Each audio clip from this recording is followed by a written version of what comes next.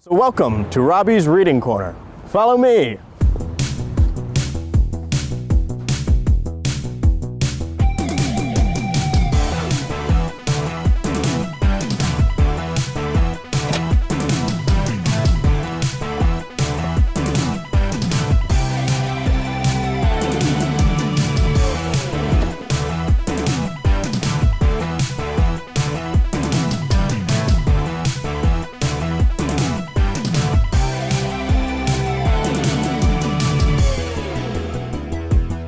So come with me as we look at works in the public domain.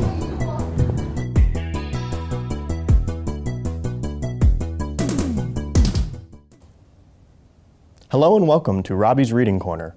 I'm your host, Robbie Macbeth, and today's short story is The Three Questions by Leo Tolstoy. It once occurred to a certain king that if he always knew the right time to begin everything, if he knew who were the right people to listen to and whom to avoid, and above all, if he always knew what was the most important thing to do, he would never fail in anything he might undertake. And this thought having occurred to him, he had it proclaimed throughout his kingdom that he would give a great reward to anyone who would teach him what was the right time for every action, and who were the most necessary people, and how he might know what was the most important thing to do. And he learned men came to the king, but they all answered his questions differently. In reply to the first question, some said that to know the right to for every action, one must draw up in advance a table of days, months, and years, and must live strictly according to it. Only thus, they, could everything be done at its proper time. Others declared that it was impossible to decide beforehand the right time for every action, but that, not letting oneself be absorbed in idle pastimes, one should always attend to all that was going on, and then do what was most needful. Others, again, said that however attentive the king might be to what was going on, it was impossible for one man to decide correctly the right time for every action, but that he should have a council of wise men who would help him fix the proper time for everything. But then again, others said there were some things which could not wait to be laid before a council, but about which one had to once to decide whether to undertake them or not. But in order to decide that, one must know beforehand what was going to happen. It is only magicians who know that, and therefore, in order to know the right time for every action, one must consult magicians. Equally various were the answers to the second question. Some said the people the king most needed were his counselors, others the priests, others the doctors, while some said the warriors were the most necessary. To the third question, as to what was the most important occupation, some replied that the most important thing in the world was science. Others said it was skill in warfare, and others again that it was religious worship. All the answers being different, the king agreed with none of them and gave the reward to none. But still wishing to find the right answers to his questions, he decided to consult a hermit, widely renowned for his wisdom. The hermit lived in a wood, which he never quitted, and he received none but common folk. So the king put on simple clothes, and before reaching the hermit's cell, dismounted from his horse, and, leaving his bodyguard behind, went on alone. When the king approached, the hermit was digging the ground in front of his hut. Seeing the king, he greeted him and went on digging.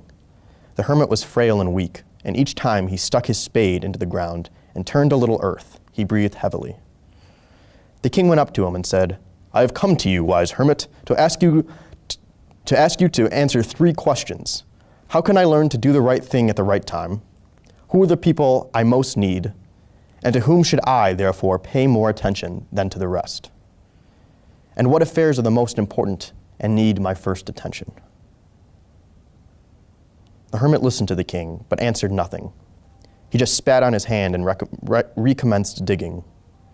"You are tired," said the king. "Let me take the spade and work a while for you." "Thanks," said the hermit, and, giving the spade to the king, he sat down on the ground. When he had dug 2 beds, the king stopped and repeated his questions. The hermit again gave no answer, but rose, stretched out his hand for the spade, and said, "Now rest a while, and let me work a bit." But the king did not give him the spade, and continued to dig. 1 hour passed, and another. The sun began to sink behind the trees, and the king at last stuck the spade into the ground and said, "I came to you, wise men, for an answer to my questions.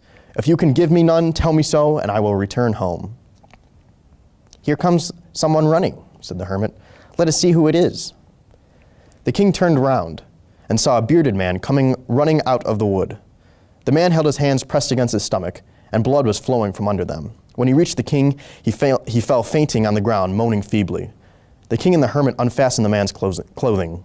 There was a large wound on his stomach. The king washed it as best as he could, and bandaged it with his handkerchief, and with a towel the hermit had.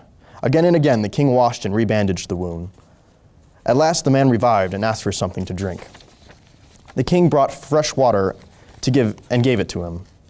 Meanwhile the sun had set and it had become cool. So the king, with the hermit's help, carried the wounded man into the hut and laid him on the bed. Lying on the bed, the man closed his eyes and was quiet.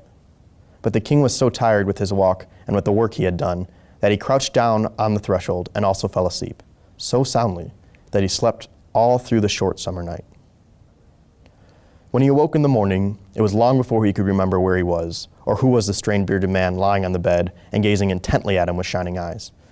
"Forgive me," said the bearded man in a weak voice, when he saw that the king was awake and was looking at him. "I do not know you, and I have nothing to forgive you for," said the king. "You do not know me, but I know you. I am that enemy of yours who swore to revenge himself on you because you executed his brother and seized his property. I knew you had gone alone to see the hermit, and I resolved to kill you on your way back. But the day passed and you did not return, so I came out from my ambush to find you, and I came upon your bodyguard, and they recognized me and wounded me. I escaped from them, but should have bled to death had you not dressed my wound. I wished to kill you, and you saved my life. Now, if I live, and if you wish it, I will serve you as your most faithful slave, and will bid my sons to do the same. Forgive me." The king was very glad to have made peace with his enemy so easily, and to have gained him for a friend, and not only forgave him, but said that he would send his servants and his own physician to attend him, and promised to restore his property. Having taken leave of the wounded man, the king went out to the porch and looked around for the hermit. Before going away, he wished once more to beg an answer to the questions he had put. The hermit was outside, on his knees, sowing seeds in the bed that had been dug the day before. The king approached him and said, "For the last time, I pray you to answer my questions, wise man." "You have already been answered," said the hermit, still crouching on his thin legs, and looking up at the king who stood before him. "How answered? What do you mean?" asked the king. "Do you not see?" replied the hermit.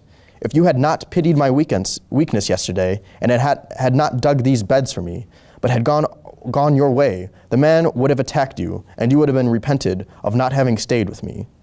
So the most important time was when you were digging the beds, and I was the most important man, and to do me good was your most important business. Afterwards, when the man ran to us, the most important time was when you were attending to him, for if you had not bound up his wounds, he would have died without having made peace with you. So he was the most important man, and what you did for him was your most important business. Remember then, there is only one time that is important, and that is now. It is the most important time because it is the only time we have any power. The most necessary man is he whom you are, is with whom you are, for no man knows whether he will ever have dealings with anyone else. And the most important thing to do is to do good, because for that purpose alone was man sent into this life." That was The Three Questions by Leo Tolstoy. Thanks for listening.